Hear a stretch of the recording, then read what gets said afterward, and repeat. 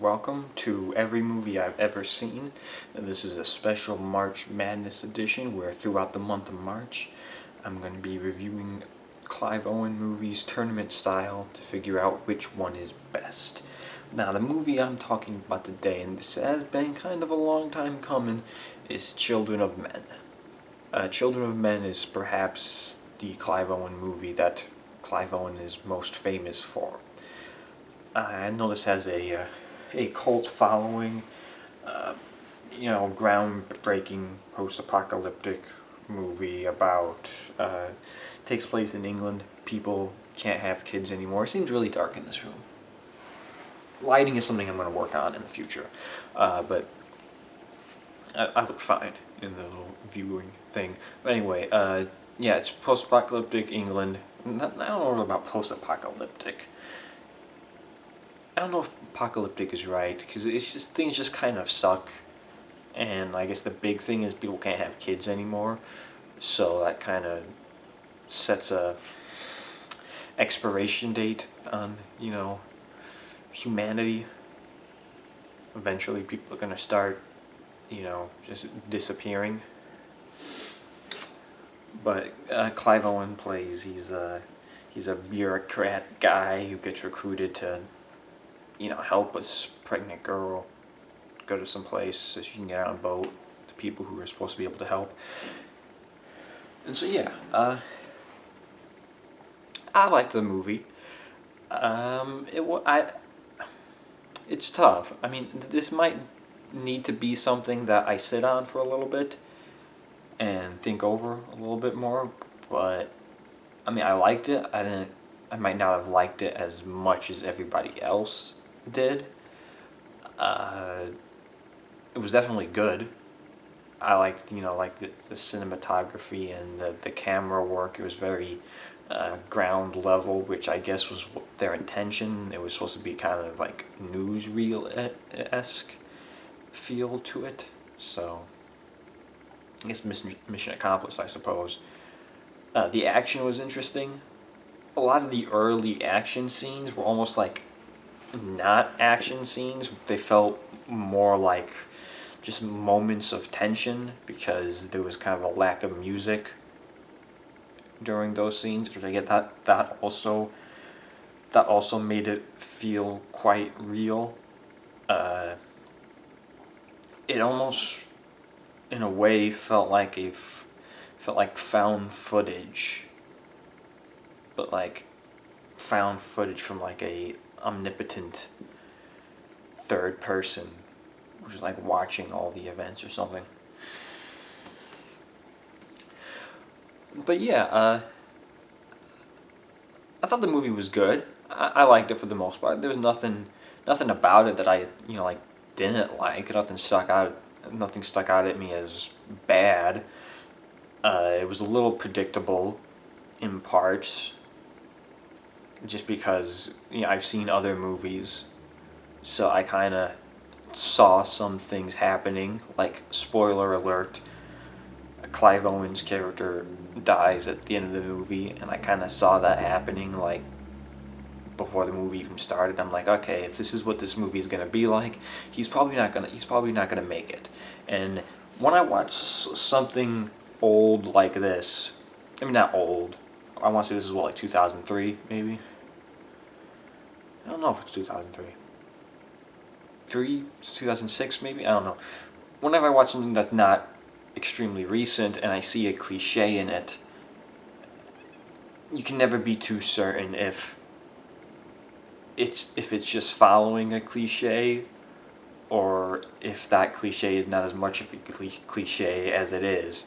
And this kind of, for all I know, maybe this movie like started the ball rolling on that cliche of the protector dying towards the end. You see it a lot in movies. It's a Western thing. Something like Logan, most recently, that I can think of off the top of my head. I didn't dig too deep into it. There's probably, now that I think about it, I bet I could go on TV Tropes, that website, tvtropes.com or something, and it'll probably have what it's called, some type of heroic sacrifice thing. But yeah, and of course, also spoiler alert. I guess it doesn't matter. It's an old movie. What she ends up naming the baby, I saw that coming too. You know, at one point they were talking about what happened to Clive Owen's son, and I'm like, oh, they're gonna name the kid after the son, aren't they? That's gonna happen. But yeah, so of course Clive Owen is in it. I think Julianne Moore, she's in this, or maybe I was thinking about someone else, but she is the redhead chick from Jurassic Park 2. From Jurassic Park 2, well, The Lost World, Jurassic Park. She plays Sarah Harding.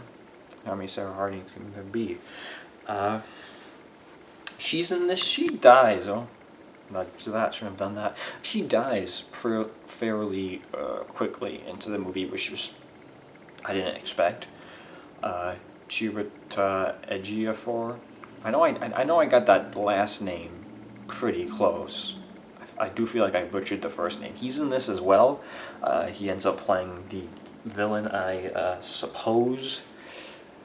I guess at the end of the day, he still kind of is trying to do something that's good. He's trying to help things, because things are bad, particularly for foreigners and refugees at the time, which that's a whole political commentary thing too. He plays a bad guy, somewhat. I guess Charlie Hunnam was in it. He's a long-haired dude. I didn't recognize him because you don't see him. You don't get like a close up on him. But maybe with the long hair, I wouldn't have recognized him anyway. But Michael Caine is in it as well, which this was an odd role to see Michael Caine in. It's really not what I'm used to. I'm really used to Michael Caine in the Alfred roles. That's what I meant. What I was going to say was Alfred. I'm used to seeing him in more of those Alfred roles, that like posh British guy. 'Cause I haven't seen him in a whole lot of things, but what I have seen him in, he was in some movie. It's like the movie is the name of the character, and I think Jude Law plays that same character in a reboot. I don't remember what it is. I wonder if it's Arthur. I don't know, but yeah, I'm used to Michael Caine as like the Alfred type roles, so it was weird seeing him as this long-haired hippie guy selling marijuana. But he's always good in whatever he is. So he had a lot of good performances all around. Besides that, there wasn't really a whole lot of people that I recognized. I'd be interested in seeing what the other people in this movie have been up to after Children of Men. I know what Clive Owen has been up to after Children of Men. I've pretty much watched half the films he's been in. So, yeah. But yeah, I like the film. I can see why a lot of people might have liked it. I can see why it would be something with a cult following. It's something that probably stays relevant as the years go on, which isn't too common of a thing in movies. I think a lot of movies may age well. A movie may hold up today, but it's even more uncommon where the themes and messages of a movie stay relevant throughout the times. So that's something that's good to see, I guess. But yeah, and that's all I've got to say about Children of Men.